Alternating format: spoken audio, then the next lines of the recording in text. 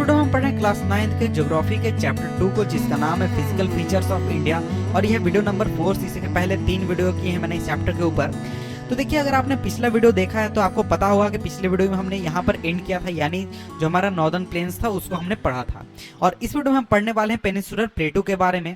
तो देखिए, जो पेनिनसुलर प्लेटू है वो एक तरीके का टेबल लैंड है, और यहाँ पर आपको ओल्ड क्रिस्टलाइन, इग्नियस और मेटामॉर्फिक रॉक्स मिलते हैं, यानी पुराने क्रिस्टलाइन, इग्नियस और मेटामॉर्फिक रॉक्स मिलते हैं। तो ये चीज़ तो आप समझ गए, लेकिन यहाँ पर टेबल लैंड को आप समझ नहीं पा रहे होंगे कि आखिर ये टेबल लैंड क्या होता है।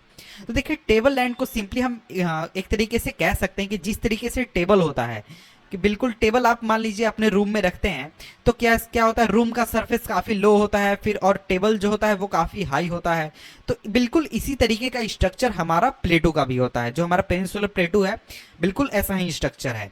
तो एग्जाम्पल मैं आपको एक दिखाता हूँ। तो देखिए, यहाँ पर जैसा कि इमेज आप देख सकते हैं, इसमें एक तरफ बिल्कुल लो लैंड है, बिल्कुल फ्लैट लो लैंड है, लेकिन वहीं जो हमारा प्लेटू रीजन है वो बहुत ही अचानक एकदम राइज हो गया, बहुत ही ऊंचा उसका सरफेस है और उसका राइज बिल्कुल फ्लैट है। तो इसी को हम टेबल लैंड कहते हैं। तो बिल्कुल ऐसा ही स्ट्रक्चर हमारे पेनिनसुलर प्लेटू का भी है।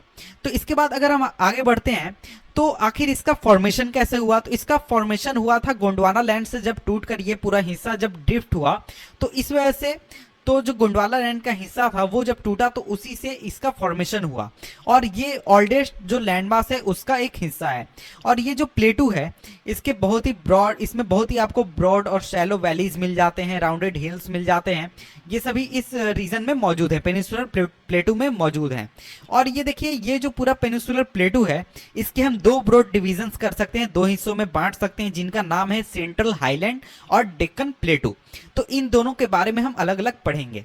तो देखिए, जो हिस्सा है पेनिनसुलर प्लेटू का जो कि नर्मदा रिवर के नॉर्थ में है, उसे हम जिसमें कि आपका मालवा प्लेटू आ जाता है, उसको हम सेंट्रल हाईलैंड कहते हैं।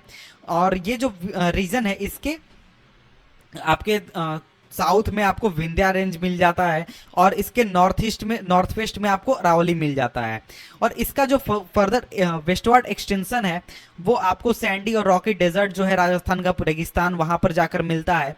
और इसमें जो नदियां बहती हैं इस रीजन में वो हैं चंबल, सिंध, बेतवा और केन। और इसका जो एक तरीके से स्लोप है, इन नदी का जो बहाव है वो साउथ वेस्ट से नॉर्थ वेस्ट की तरफ है। और इसी से हमें पता चलता है कि इस पूरे रीजन का स्लोप कैसा है। तो इस पूरे रीजन का स्लोप साउथ वेस्ट से नॉर्थ ईस्ट की तरफ है, सॉरी नॉर्थ वेस्ट मैंने कह दिया। तो इस चीज को हम थोड़ा सा इमेज के जरिए देख लेते हैं ताकि आपको ये चीज अच्छी तरीके से समझ में आए। तो यहाँ पर आप देख सकते हैं कि हमारे सामने इमेज है इंडिया का, और इसमें यहाँ पर आप देख सकते हैं कि यहाँ पर आपका नर्मदा रिवर है।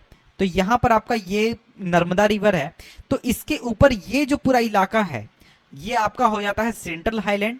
और इस नर्मदा रिवर के नीचे जो ये जो पूरा इलाका है ये आपका हो जाता है डेक्कन प्लेटू। तो इसी को जो हमारा पूरा पेनिनसुलर प्लेटू है इसको हम 2 हिस्सों में बांटते हैं। नर्मदा रिवर इसका बॉर्डर है, सॉरी इसको 2 हिस्सों में बांटता है। नीचे हो गया डेक्कन प्लेटू, ऊपर हो गया सेंट्रल हाईलैंड। और इसी को अगर हम देखें तो यहाँ पर अगर आप ध्यान देंगे तो आप पाएंगे कि ये जो सेंट्रल प्लेटू है, सॉरी सेंट्रल हाईलैंड है, इसके आपके नॉर्थ वेस्ट में आपको यहाँ पर अरावली रेंज है, और इसके साउथ में आपको यहाँ पर विंध्या रेंज है। और यही आपको वहां पर बताया गया है कि विंध्या रेंज यहाँ पर है और यहाँ पर अरावली रेंज है। और यहाँ पर देख सकते हैं इस सेंट्रल हाईलैंड से आपको चंबल नदी निकलती है, केन नदी निकलती है, यहाँ पर बेतवा नदी निकलती है, और भी बहुत सारी नदियां निकलती हैं। तो इसी चीज की यहाँ पर बात की गई थी हमारे टेक्स्ट बुक में। और इसी को अगर हम बात आगे करें तो जो सेंट्रल हाईलैंड है वो वेस्ट में काफी वाइड है और ईस्ट में काफी ये नैरो हो जाती है। तो यहाँ जैसा कि इमेज में आप देख सकते हैं, इमेज में कि देखिए इस रीजन में यानी वेस्ट रीजन जो है वहां पर ये जो पूरा सेंट्रल हाईलैंड है, यानी यहाँ पर जो सेंट्रल हाईलैंड है वो काफी चौड़ा है, इतना चौड़ा है। लेकिन जब ईस्ट में हम जाते हैं तो सेंट्रल हाईलैंड है वो आपको काफी पतला हो जाता है। इस रीजन में देख सकते हैं काफी पतला हो जाता है। तो देखिए, इस रीजन का जो ईस्टवर्ड एक्सटेंशन है इस प्लेटू का, उसे हम बुंदेलखंड और बाघेलखंड के नाम से जानते हैं, जो इसका लोकल नाम यही है। और जो छोटा नागपुर प्लेटू है वो इसका और भी फर्दर ईस्टवर्ड एक्सटेंशन है, यानी इसी जो हमारा मालवा प्लेटू है या फिर जो सेंट्रल हाईलैंड है उसका ईस्टवर्ड एक्सटेंशन है हमारा छोटा नागपुर प्लेटू। और इसमें से आपको दामोदर रिवर निकलती है। तो यहाँ पर उसको भी हम इमेज के जरिए देख लेते हैं। तो देखिए, ये जो आपका रीजन है जहां पर मैंने ब्लैक से इसको मार्क किया, फिर से मैं दिखा देता हूं। तो ये जो पूरा रीजन है, ये जो पूरा रीजन है ये आपका छोटा नागपुर प्लेटू है और ये भी आपके सेंट्रल हाईलैंड का हिस्सा है। और सेंट्रल हाईलैंड का हिस्सा जो है वो आपको नॉर्थ ईस्ट रीजन में भी देखने को मिल जाता है, यानी इस रीजन में ये जो आपका यहाँ पर ब्लैक कलर यहाँ पर मैंने दिखा है, ये रीजन जो है आपका ये भी आपके सेंट्रल हाईलैंड का ही हिस्सा है, लेकिन वो इससे टूटा हुआ है, इससे अलग है।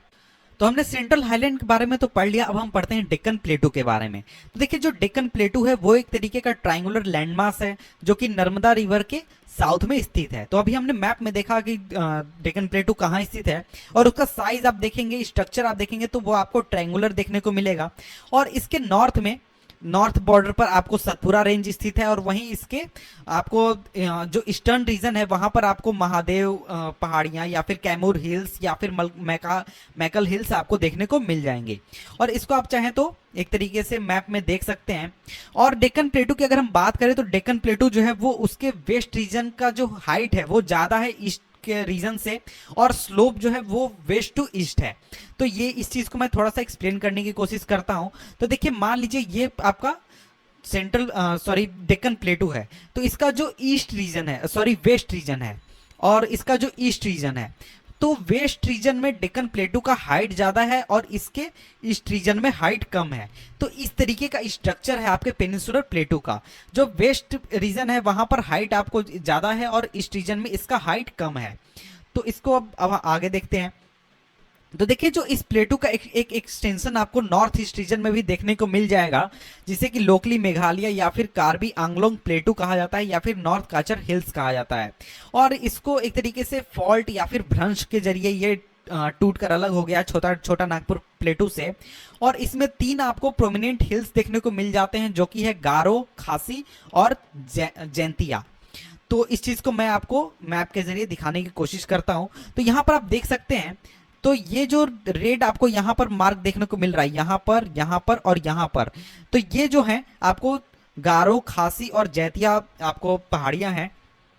तो इसको अब हम आगे कंटिन्यू करते हैं। तो इसके बाद आगे चलते हैं और आगे कुछ चीजें पढ़ते हैं।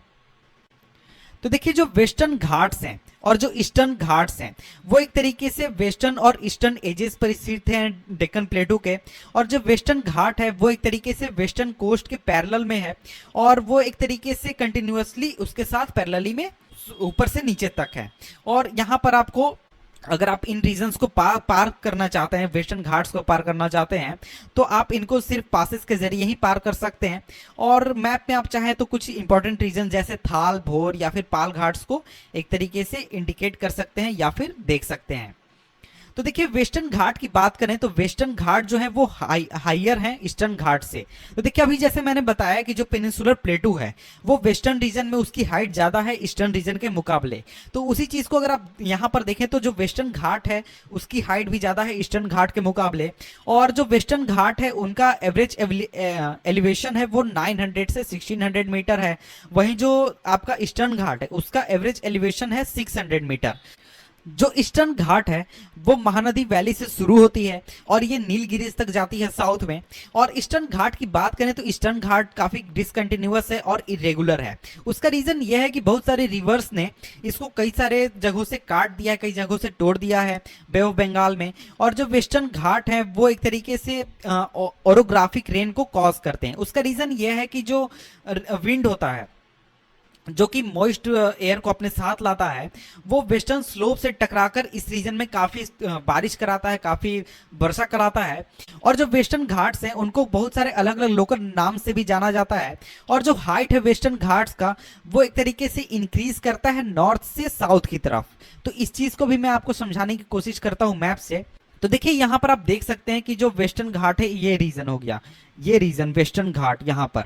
तो इसमें आप देखेंगे कि जो नॉर्थ है इससे साउथ की तरफ आप जाएंगे तो इसका हाइट इंक्रीज करते जाएगा। जैसे ये मान लीजिए नॉर्थ रीजन है और ये साउथ रीजन है, तो ऐसे ऐसे जैसे ही आप बढ़ते जाएंगे तो इसका जो हाइट है वो बढ़ते जाएगा। इस तरीके से हाइट बढ़ते जाएगा। और जो हाईएस्ट पीक है इस रीजन में वो है अनाईमुड़ी डोडा बेटा और इनकी हाइट है 2695 मीटर्स, 2637 मीटर। इसके बाद महेंद्रगिरी ये हाईएस्ट पीक है ईस्टर्न घाट में। और इसके अलावा आपको शेवरोय हिल्स या फिर जावेदी हिल्स ये एक तरीके से ईस्टर्न घाट के साउथ ईस्ट रीजन में स्थित है। इसके अलावा आप दूसरे जो फेमस हिल स्टेशन है जैसे कि ऊटी हो गए, कोडाई कनल, इन सभी को भी लोकेट कर सकते हैं। मैप में आप चाहे तो देख सकते हैं। और देखिए एक जो सबसे अलग फीचर है पेनिनसुलर प्लेटू का, वो ये है कि यहाँ पर आपको ब्लैक सोइल देखने को मिलता है, जिसे कि हम एक तरीके से डेक्कन ट्रैप भी कहते हैं। और ये एक तरीके से क्रिएट हुआ था वोल्केनिक ओरिजिन की वजह से। और उसकी वजह से हम देखते हैं वोल्केनिक ओरिजिन की वजह से हम जानते हैं कि इग्नियस रॉक यहाँ पर काफ़ी ज़्यादा है। तो एक्चुअली ये जो रॉक है ये कई सालों तक, कई लाखों सालों तक एक तरीके से टूट कर, या फिर हम कह सकते हैं काफ़ी समय से प्रोसेस होकर ये एक तरीके से ब्लैक सोइल का इन्होंने निर्माण किया है। और जो अरावली हिल्स हैं वो वेस्टर्न और नॉर्थ वेस्टर्न मार्जिन पर स्थित है पेनिनसुलर प्लेटू के। और ये जो एक तरीके से रीजन है, और ये जो हिल्स है ये काफ़ी इरोड हो चुके हैं और काफ़ी एक तरीके से ब्रोकन हो चुके हैं कई जगहों पर, इतने सालों तक प्रोसेस होने की वजह से, विंड की वजह से और भी दूसरी चीज़ों की वजह से। और ये जो है ये एक्सटेंड करते हैं गुजरात से दिल्ली तक, south west to north east direction में। तो इसके बाद अब हम आगे बढ़ते हैं और पढ़ते हैं इंडियन डेजर्ट के बारे में। तो देखिए जो इंडियन डेजर्ट है वो अरावली हिल के वेस्टर्न रीजन्स में लाई करता है, वेस्टर्न डायरेक्शन में लाई करता है। और ये एक तरीके का अनड्यूलेटिंग सैंडी प्लेन है और यहाँ पर आपको सैंड ड्यून्स देखने को मिल जाते हैं। और इस रीजन में बहुत ही कम बारिश होती है, करीब 150 mm से भी कम होती है। और यहाँ पर आपको एरिड क्लाइमेट देखने को मिल जाता है और यहाँ पर वेजिटेशन का कवर जो है वो भी काफ़ी लो है। और यहाँ पर जो स्ट्रीम्स हैं वो अपीयर होती हैं रेनी सीजन में, लेकिन ये तुरंत ही गायब हो जाती हैं, तुरंत ही डिसअपीयर हो जाते हैं, क्योंकि यहाँ पर इनको इतना पानी नहीं मिलता कि ये सी तक पहुँच सके या फिर आपको समुद्र तक पहुँच सके। और इस रीजन में लूनी जो है वो सबसे बड़ी नदी है, एक तरीके से हम कह सकते हैं कि एकमात्र बड़ी नदी है जो कि इस रीजन में बहती है। और यहाँ पर आपको बरकान आपको देखने को मिल जाएगा। और ये एक तरीके का क्रिसेंट से ड्यून्स होते हैं, सैंड ड्यून्स, जो कि एक तरीके बहुत बड़े हिस्से को कवर करते हैं, लॉन्गिट्यूडनल ड्यून्स। और ये आपको इंडिया पाकिस्तान के बॉर्डर पर आपको ज़्यादा देखने को मिलेंगे। आप जब जैसलमेर जाएंगे तो वहाँ पर आपको बरकान्स काफ़ी बड़ी संख्या में आपको देखने को मिल जाएंगे। इसके बाद अब हम पढ़ते हैं कोस्टल प्लेन्स को। तो देखिए जो पेनिनसुलर प्लेटू है इसके कॉर्नर में, यानी इसके बिल्कुल बगल में आपको नैरो कोस्टल स्ट्रिप्स देखने को मिल जाते हैं, जो कि अरेबियन सी के एक तरीके से पैरेलली चलते हैं वेस्ट में और बे ऑफ बंगाल के पैरेलली चलते हैं ईस्ट में। तो देखिए जो वेस्टर्न कोस्ट है जो कि एक तरीके से वेस्टर्न घाट और अरेबियन सी के बीच में है, वो एक तरीके का नैरो प्लेन है। और इसमें आपको 3 सेक्शंस हो जाते हैं, 3 हिस्सों में हम इसको बांट सकते हैं। इसमें जो नॉर्दर्न हिस्सा है उसको हम कोंकण कहते हैं, जो कि मुंबई से गोवा तक है। सेंट्रल हिस्सा जो है उसे कन्नड़ प्लेन कहते हैं और जो साउदर्न हिस्सा है उसे हम मालाबार कोस्ट कहते हैं। और इसके साथ ही जो प्लेन्स है आपके बे ऑफ बंगाल रीजन में मौजूद, वो काफ़ी वाइड हैं, काफ़ी चौड़े हैं और उनका जो लेवल है वो काफ़ी समतल है। और जो नॉर्दर्न पार्ट जो है इसका, उसको कहा जाता है नॉर्दर्न सिरकार, और वहीं जो साउदर्न पार्ट है उसको कोरोमंडल कोस्ट कहा जाता है। और इसके साथ ही जो बड़ी नदियां हैं जैसे कि महानदी, गोदावरी, कृष्णा, कावेरी, इन सभी ने इस पूरे रीजन में इस कोस्ट पर बहुत ही बड़े बड़े डेल्टा क्रिएट कर दिए हैं। और लेक चिल्का जो है वो एक तरीके का बहुत ही इंपॉर्टेंट फीचर है, ईस्टर्न कोस्ट में बहुत ही इंपॉर्टेंट है। और यहाँ पर एक चीज़ आपको जान लेनी चाहिए कि जो चिल्का लेक है वो इंडिया में लार्जेस्ट साल्ट वाटर लेक है और ये उड़ीसा में स्थित है, जो कि एक तरीके से महानदी डेल्टा के साउथ में है। इसके बाद अब हम आगे बढ़ते हैं और पढ़ते हैं आइलैंड्स के बारे में। तो देखिए यहाँ पर हमने इंडिया के बहुत बड़े रीजन्स को हमने कवर कर लिया, जो मेनलैंड है उसको कवर कर लिया, हिमालयस को कवर कर लिया, नॉर्दर्न प्लेन को कवर कर लिया, पेनिनसुलर प्लेटू सब कवर कर लिया। अब हम पढ़ने वाले हैं आइलैंड्स के बारे में।